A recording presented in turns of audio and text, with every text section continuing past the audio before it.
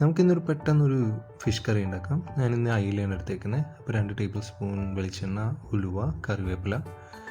അപ്പോൾ ഇത്രയും കാര്യങ്ങളിട്ട് നന്നായിട്ട് വഴറ്റണം. അപ്പോൾ അതിൻ്റെ കൂടെ തന്നെ കുറച്ച് വെളുത്തുള്ളി, കുറച്ച് ഇഞ്ചി, ഒരേ ക്വാണ്ടിറ്റി. അതിനുശേഷം ഇതും നന്നായിട്ട് മൂപ്പിച്ചെടുക്കാം.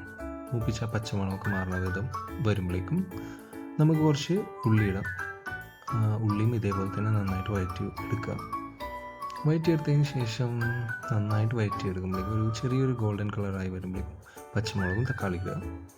അപ്പോൾ ഇത് രണ്ടും കൂടെ നന്നായിട്ട് മൂപ്പിച്ചെടുക്കുമ്പോഴേക്കും കുറച്ച് ബാക്കിയുള്ള പൊടികളൊക്കെ നമുക്ക് ആഡ് ചെയ്യാൻ തുടങ്ങും. മഞ്ഞൾപ്പൊടി, മല്ലിപ്പൊടി, മുളക് പൊടി, അതൊക്കെ ഓരോരുത്തരുടെ ആവശ്യത്തിനനുസരിച്ച് ചേർക്കാം.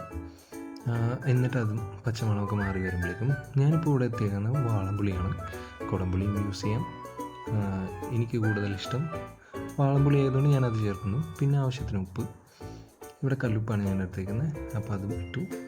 പിന്നെ കുറച്ച് എക്സ്ട്രാ വെള്ളം ആഡ് ചെയ്യുക, ഒന്ന് എണ്ണയൊക്കെ തെളിഞ്ഞ് വരുമ്പോഴേക്കും. അതിനുശേഷം നന്നായിട്ട് വെട്ടി തിളക്കുമ്പോഴേക്കും നമ്മുടെ അയില കഷ്ണങ്ങൾ എടുത്തിട്ട് അതിനകത്ത് ആഡ് ചെയ്യുക. അപ്പോൾ അതെല്ലാം ഞാൻ ക്ലീൻ ചെയ്ത്